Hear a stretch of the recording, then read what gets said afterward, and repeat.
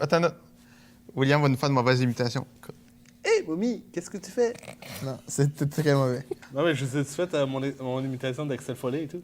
Follet. C'est Axel Follet, mec. Qui t'a joué ces cruels tours en te faisant croire que tu l'avais bien? 2 de mes amis. OK, C'est vrai c'est que 2 tu l'as personnes qui ont des problèmes d'alcool? Ça se peut-tu? Je te critique ça. Critique ça.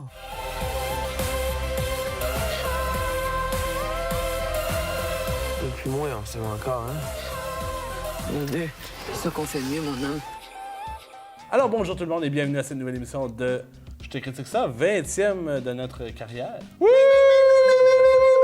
Celebrate good times, come on! Et pour cette occasion, nous sommes allés voir via un DVD le film Mommy. Dans le fond, l'histoire, là, c'est une veuve monoparentale qui hérite de la garde de son fils, un adolescent TDAH, impulsif et violent. À travers leurs problèmes, ils tentent de joindre les deux bouts, notamment grâce à l'aide inattendue de leur énigmatique voisine d'en face. On aurait pu aller voir n'importe quel film québécois, puis ça aurait pu mal tourner. Mais là, on est allé voir un film québécois, puis j'ai eu beaucoup de plaisir. Puis je pense que la façon la plus simple que je pourrais décrire le film, pour comme comprendre très vite ce que c'est un peu un Silver Lining Playbook, pour le monde qui l'ont vu, québécois. Tout le monde a un peu un problème, tous les personnages ont un problème. Il y a personne qui a une vie normale. Même s'ils ont des problèmes entre personnes fuckées, entre guillemets, ils peuvent s'aider puis se guérir entre eux autres. Moi, ce que j'ai surtout aimé, c'est à quel point le film est réel. Tu sais, il y a des bouts que je disais aux copains, je disais, hey, c'est vraiment pas le fun ce qui se passe, dans le sens que, tu sais, c'est pas drôle, c'est pas si intéressant que ça, mais c'est vraiment réaliste. C'est comme ça m'est déjà arrivé, tu sais, des gens qui réagissent comme ça, puis c'est pas si drôle. Moi, mon personnage préféré, c'est celui de Suzanne Clément, de Kayla, la voisine, qui, elle, a vraiment comme un problème, mais sans qu'on le dise jamais vraiment c'est quoi. Tu sais, elle a un problème de langage, oui, mais elle a comme autre chose, comme des problèmes d'anxiété qu'on mentionne jamais c'est quoi, puis justement, son problème de langage fait qu'elle s'exprime pas bien. Tout le monde aux alentours, ils sont comme un peu mal à l'aise, mais ils veulent l'aider, mais en même temps, pas tant que ça. Puis, c'est vraiment super bien joué, fait que je la félicite. C'est fascinant que ce personnage-là et tout soit comme mieux en présence de ce monde-là qu'avec sa famille. Ma théorie là-dessus, c'est en présence de son chum qui réussit bien, il semble réussir bien, et de sa fille qui a l'air bien aussi, elle semble pas avoir de problème. Peut-être elle se sent inférieure à eux. Et lorsqu'elle se retrouve avec du monde plus inférieur qu'elle, là, ça son la met en égal, valeur. mettons. Ouais, c'est ça. Ça la met en valeur. Elle se sent plus à l'aise. Le non-verbal est fort dans ce film-là. Ouais. Puis c'est fascinant quand même. C'est vraiment intéressant. Où est-ce qu'il s'en va? Il y a de quoi d'autre qui est semblable à Boyhood qui est venu me chercher tout dans ce film-là. C'est la musique. C'est sûr que Xavier Dolan met beaucoup de lui dans ce film-là. Puis on a quasiment le même âge. Fait qu'on a vécu pas mal la même jeunesse, la même musique, même pop culture. Puis ça et tout, ça va nous rejoindre dans le film. Je trouve ça vraiment intéressant. J'étais sûr que j'avais pas aimé ça, que ce soit en carré au début. Puis c'est sûr qu'au début, c'est dur à se mettre dedans. Tu comprends pas trop. C'est dur à... Voici l'interprétation que j'en ai faite. Quand c'est carré, c'est parce que ça va mal. Puis c'est comme serré. On a de la misère à voir large. Tu sais, c'est pas... On n'a pas de grand plan sur la vie ou sur ce qui se passe. C'est de la misère à voir joyeux. C'est tout serré. Steve, il se projette dans le carré, puis ses bras poussent les côtés, puis là, il est libre. Là, les choses vont bien. Puis là c'est rendu large, mais là, après ça, ils reçoivent la lettre, la shit recommence, puis le corps se referme, puis ça redevient tout carré tout autour d'eux autres. Moi, ça me fascinait, j'étais comme, wow. Le personnage principal de Steven, là, qui a un TDAH, un trouble déficit de l'attention Ouais, ou de l'hyperactivité. Puis il y a aussi un trouble de l'attachement. Mais bref, c'est ça, vu que c'est un sujet qu'on traite pas souvent, les maladies mentales, de l'apporter comme ça, puis sans comme trop nous le pitcher d'en face, puis juste comme dire « Ah, c'est difficile, tout ça », on nous fait vivre comme vraiment dans la vie de quelqu'un qui n'a pas la vie facile, puis qui essaie de s'en sortir, mais en même temps, c'est pas exagéré, je trouve. Les gens qui, probablement les étudiants, ou ceux qui travaillent dans le milieu des maladies mentales vont capoter. Tout le monde va avoir une opinion différente sur le personnage principal. Puis ça, c'est intéressant. Puis on voit qu'est-ce qui est arrivé, mais on peut aussi se poser la question, qu'est-ce qui aurait pu arriver, qu'est-ce qu'il aurait dû faire. On peut se fâcher.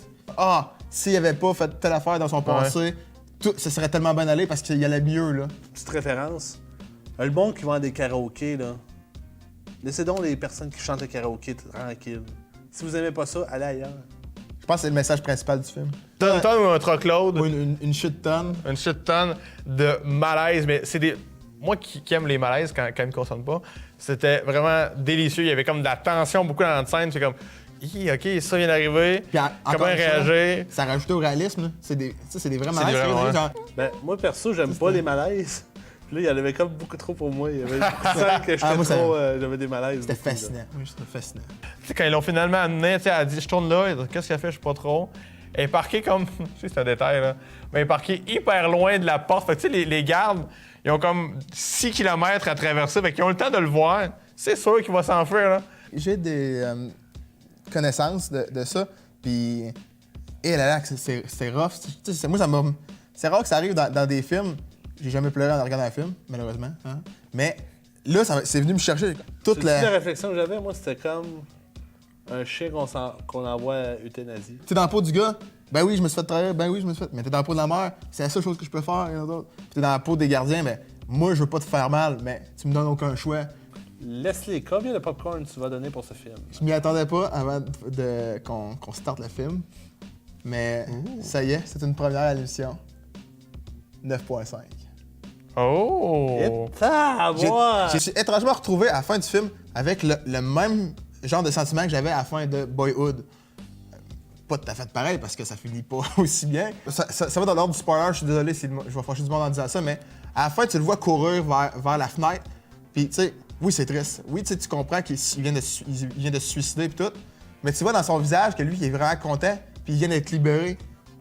Il vient de sortir de sa cage, il vient de sortir de sa petite boîte. Là, j'étais comme, wow, j'étais bien. C'est comme un beau renouveau, un autre beau rafraîchissement. Puis je suis laissé à la fin de ce film-là avec un sentiment de bien-être.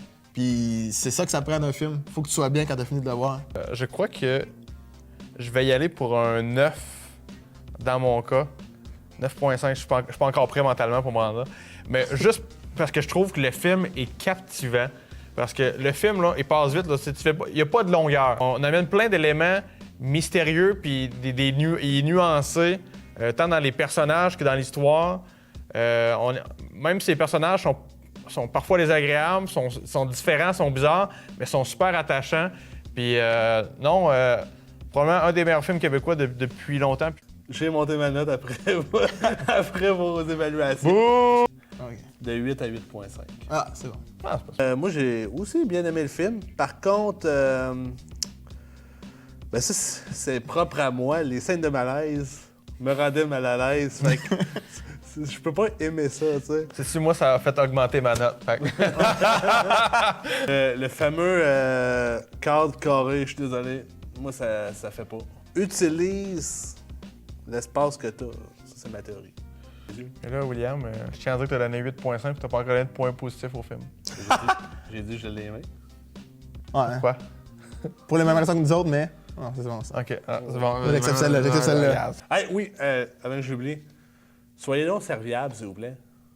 Mais c'est ça, mais. Quelqu'un se coupe les veines, vous le regardez, puis vous prenez des photos. C'est tout, c'est inquiétant parce que c'est étrangement trop réel, puis c'est plate de voir ça de même. Je pense que ça vaut la peine de faire un autre message cette semaine à la caméra. Pour la fin de l'émission. On verra. Vas-y donc. Non? Tu sais, quand tu dis amenez pas votre chum à Shit of Rain, mais à la place cette semaine, on est sérieux. Puis on leur dit entraidez-vous, gang de sti. Je critique ça. Critique ça.